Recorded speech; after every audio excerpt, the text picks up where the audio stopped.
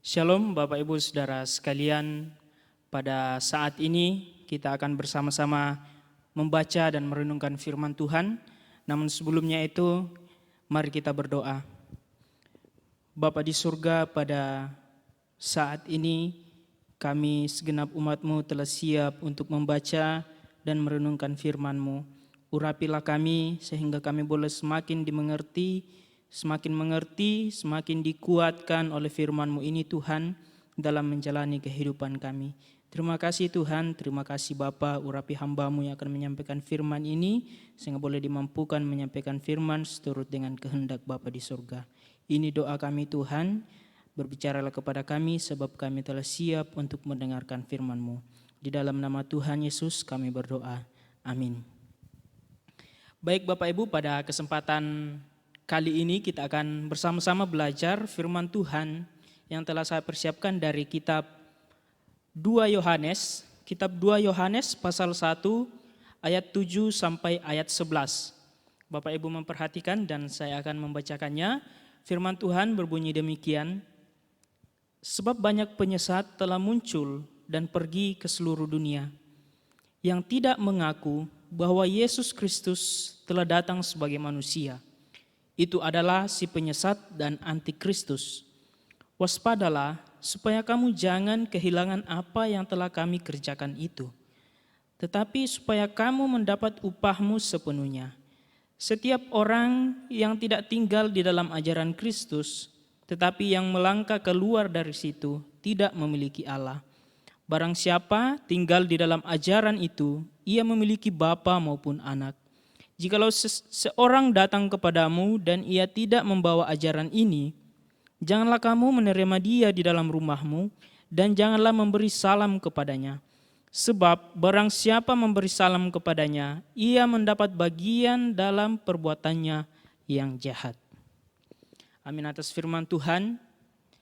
Kita akan bersama-sama merenungkan firman Tuhan pada saat ini di bawah satu tema, yaitu menghadapi ajaran sesat. Menghadapi ajaran sesat. Bapak Ibu Saudara sekalian, kitab ini, kitab 2 Yohanes merupakan salah satu kitab yang terpendek di dalam Alkitab, ya, yang ditulis oleh Rasul Yohanes sendiri dan ditujukan kepada, di dalam nats kita dikatakan bahwa ditulis untuk seorang ibu yang terpilih dan anak-anaknya. Ya, para penafsir mengatakan bahwa itu menunjuk kepada salah satu jemaat di Asia yang dilayani oleh Rasul Yohanes sendiri. Bapak Ibu, kitab ini menunjukkan nasihat Rasul Yohanes kepada jemaat itu, kepada pembacanya, berisikan nasihat-nasihat. Namun sebelumnya Yohanes menunjukkan sukacitanya. Karena apa? Karena jemaat itu atau orang yang dikirimi surat itu, kitab Yohanes, hidup dalam kasih, hidup dalam perintah Tuhan, hidup saling mengasihi dan tetap memelihara itu. Sehingga Yohanes memberi nasihat yang akan kita pelajari bersama-sama pada saat ini. Mengapa diberi nasihat? Karena pada saat itu ada banyak ajaran-ajaran sesat, ada banyak pengajaran-pengajaran yang sesat, yang tidak benar, yang berlawanan dengan ajaran-ajaran Kristus. Sehingga Rasul Yohanes mau memberikan nasihat itu agar orang-orang yang telah percaya tidak disesatkan.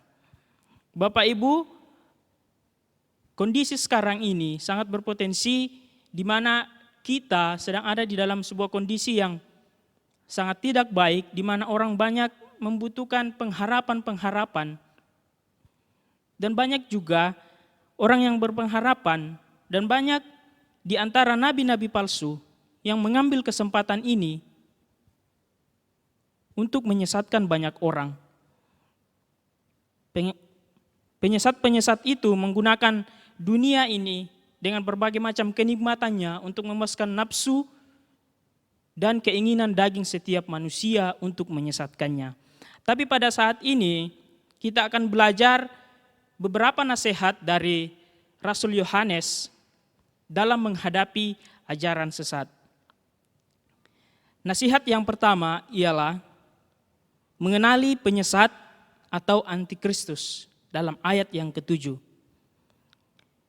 Sangat jelas dalam pembacaan kita bahwa antikristus itu atau penyesat itu sudah ada di mana-mana.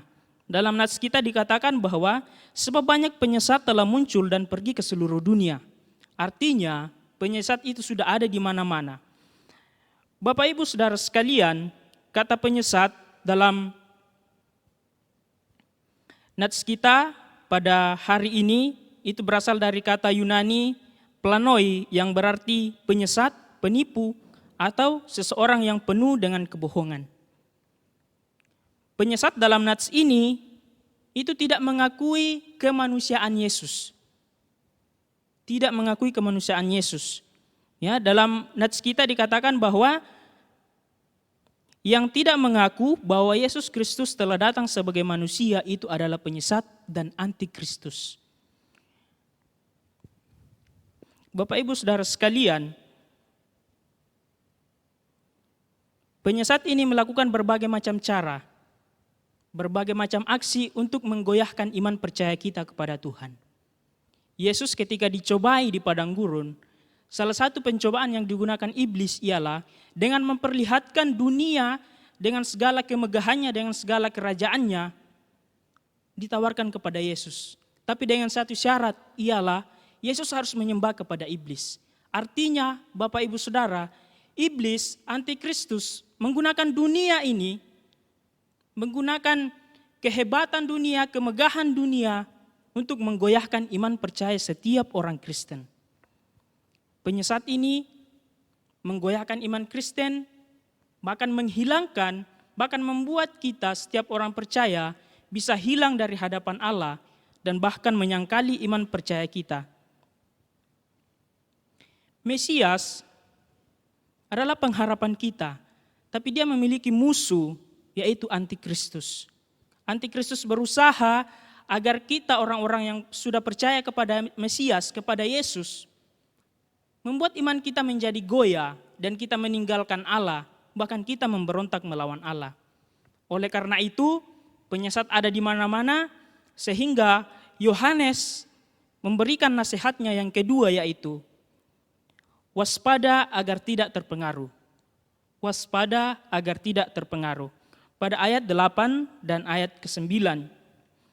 Kata waspada dalam nats ini berarti untuk melihat, memahami atau membedakan. Kata ini memiliki penekanan yang sangat penting dalam nats ini. Jadi sangat penting bagi kita orang yang percaya untuk bisa melihat, untuk bisa membedakan manakah ajaran sesat dan manakah ajaran Kristus.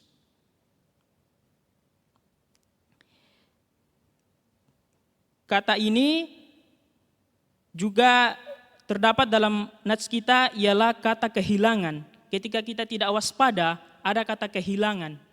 Kehilangan apa yang telah dikerjakan oleh para rasul. Makna kata kehilangan ini merupakan sebuah kata pengandaian yang berarti menghancurkan, membunuh, dan membinasakan untuk selama-lamanya. Ketika kita tidak waspada, ketika kita dalam nats ini dikatakan keluar dari ajaran Kristus, melangkah keluar atau tidak tetap lagi tinggal di dalam ajaran Kristus. Lalu bagaimana cara kita untuk bisa tetap berwaspada, bisa melihat, bisa membedakan mana ajaran sesat dan yang bukan? Caranya ialah dalam nats kita ayat 9 telah dikatakan bagian B, barang siapa tinggal di dalam ajaran itu, ia memiliki bapa maupun anak. Perhatikan kata tinggal. Kata tinggal di situ berarti tetap, diam di situ, patuh dalam sebuah relasi atau hubungan dan pengharapan. Artinya, makna dari kata tinggal di dalam ajaran Kristus berarti kita tetap patuh, kita tetap ada pada jalan Kristus, pada ajaran Kristus. Kita tetap ada dalam sebuah relasi yang baik dengan Tuhan, dalam pengharapan kita kepada Yesus Kristus. Karena satu-satunya pengharapan kita hanya kepada Tuhan, tidak dengan yang lainnya. Nah, kata melangkah keluar dalam nats kita itu ketika kita tidak waspada, ketika kita melangkah keluar dari ajaran Kristus. Kata melangkah di situ berarti berjalan ke depan atau berpikir secara progresif atau mengutamakan pemikiran kita di atas kebenaran firman Tuhan. Artinya kita hidup tidak lagi berdasarkan firman Tuhan, tapi kita hidup berdasarkan apa yang kita pikirkan. Dan kita merasa bahwa apa yang kita pikirkan itulah yang benar. Kita bisa merubah firman Tuhan. Kita bisa berkata bahwa firman yang ini menurut saya tidak baik. Atau firman yang ini tidak bisa diterima. Dia mengandalkan pemikirannya. Nah, orang seperti ini sangat berpotensi untuk disesatkan oleh penyesat, oleh iblis.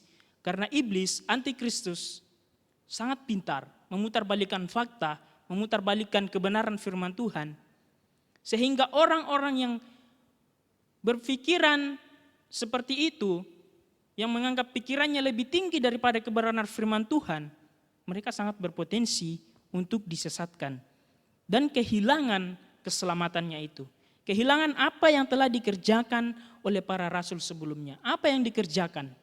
Yang dikerjakan para rasul sebelumnya ialah memberitakan keselamatan kepada semua orang. Sesuai dengan amanat agung Yesus ketika dia terangkat ke surga. Rasul Yohanes tidak ingin itu terjadi kepada setiap orang yang sudah percaya. Rasul Yohanes ingin agar setiap orang yang percaya tetap dalam imannya dan tidak menjadi pengikut para penyesat dan antikristus. Bapak Ibu Saudara sekalian,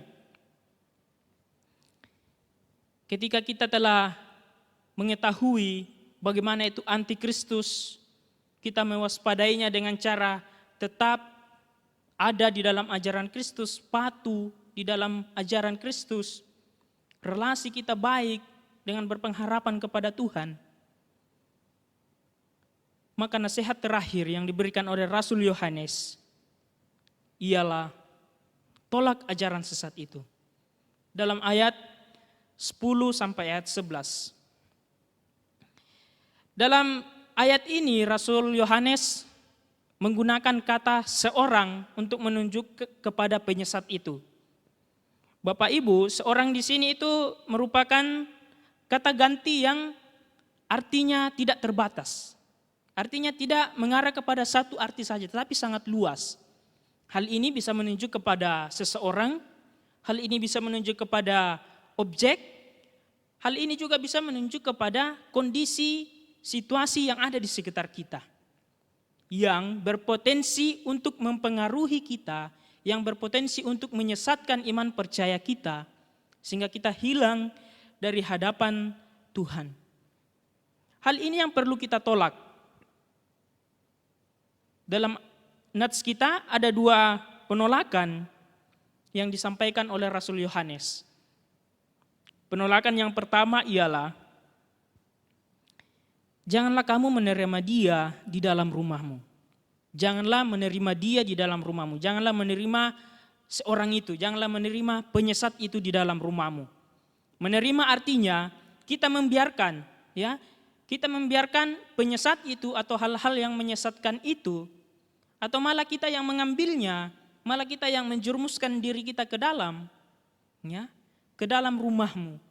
Rumah di sini mempunyai arti figuratif atau pengandaian yang bisa menunjuk kepada sebuah persekutuan, mulai dari persekutuan yang terkecil seperti keluarga, organisasi-organisasi, atau bahkan persekutuan jemaat. Jadi maksudnya Yohanes mau agar kita, jangan sampai kita, persekutuan kita masuk atau membiarkan ajaran sesat itu masuk ke dalam diri kita. Masuk ke dalam keluarga kita, ke dalam organisasi kita, ke dalam persekutuan kita. Jangan sampai. Penolakan yang kedua ialah janganlah memberi salam kepadanya. Perhatikan dalam dua penolakan ini sudah ada kata janganlah. Itu sangat penting untuk diperhatikan. Ya, artinya ini betul-betul menjadi warning bagi kita bahwa kita jangan, seharusnya kita menolak dengan pasti ajaran sesat itu, Penolakan yang kedua, janganlah memberi salam. Memberi salam artinya memberikan respon yang baik kepada hal-hal yang menyesatkan. Misalnya, ketika kita dalam kehidupan kita menemui beberapa kondisi atau situasi-situasi, keadaan-keadaan yang ketika kita melihat menurut iman percaya kita itu tidak sesuai lagi dengan ajaran Kristus. Jangan sampai kita berdiam diri, kita malah menerimanya atau kita membiarkannya masuk dalam persekutuan kita, ya, atau meresponnya dengan baik. Kita mengatakan, itu tidak apa-apa, itu baik-baik saja. Ketika itu ada, tidak akan mempengaruhi kita. Tapi ingat Bapak Ibu, memang ada orang yang tidak terpengaruh, tapi ada juga yang terpengaruh. Karena apa? Iblis akan mempergunakan berbagai macam cara. Seharusnya ketika kita mendapati hal-hal yang demikian, hal-hal yang menyesatkan kita, ada orang yang menyesatkan kita, kita harus menolaknya. Ya, kita tidak boleh membiarkan hal itu masuk dalam persekutuan kita tidak boleh meresponnya dengan baik. Kita harus menolaknya. Kita tidak boleh memberikan kesempatan kepadanya untuk mempengaruhi iman percaya kita kepada Tuhan. Tidak membawa diri kita ke dalamnya, melainkan tetap pada pengajaran Yesus Kristus. Bapak Ibu Saudara sekalian, di tengah kondisi yang kurang baik seperti sekarang ini, banyak orang yang membutuhkan pengharapan. Hal itu dipergunakan oleh para penyesat untuk mempengaruhi kita, membuat iman kita goyah, membuat iman kita menyangkali Yesus Kristus. Ada berbagai macam, banyak hal yang bisa dilakukan oleh para penyesat. Maka seperti yang telah disampaikan oleh Yohanes, Rasul Yohanes dalam pembacaan kita pada saat ini, untuk menghadapi itu maka kita harus mengenalinya. Ciri utamanya ialah antikristus atau penyesat itu tidak mau mengakui keilahian Yesus. Banyak dalam nats kita tadi dikatakan dia penyesat itu tidak mengakui kemanusiaan Yesus. Padahal dalam iman Kristen, Yesus adalah Allah dan juga adalah manusia. Tapi para penyesat memutarbalikkan fakta itu sehingga iman kita menjadi goyah, ya, iman kita hilang, bahkan kita memberontak kepada Allah, kita tidak lagi percaya kepada Allah. Oleh sebab itu, Rasul Yohanes menasihatkan kepada kita sebagai orang-orang percaya bahwa kita harus tetap waspada. Kita menjaga diri kita dari kemungkinan-kemungkinan penyesatan itu. Dengan tetap berdiri teguh, dengan tetap ada di dalam relasi yang baik dengan Tuhan dan berpengharapan kepada Tuhan. Walaupun antikristus, walaupun dunia menawarkan banyak pengharapan, menawarkan banyak kemegahannya, menawarkan banyak hal kepada kita, tapi ingat, bukan dunia ini yang menjadi sumber pengharapan kita. Yang menjadi sumber pengharapan kita adalah Yesus Kristus, hanya satu. Ketika hal itu datang kepada kita, penyesat-penyesat itu datang kepada kita, janganlah memberinya respon yang baik. Tolak itu Bapak Ibu Saudara sekalian. Karena kita yakin dan percaya bahwa satu-satunya pengharapan kita hanya ada di dalam Yesus Kristus. Demikian firman Tuhan pada saat ini. Kiranya Tuhan memberkati kita semua. Tuhan Yesus memberkati.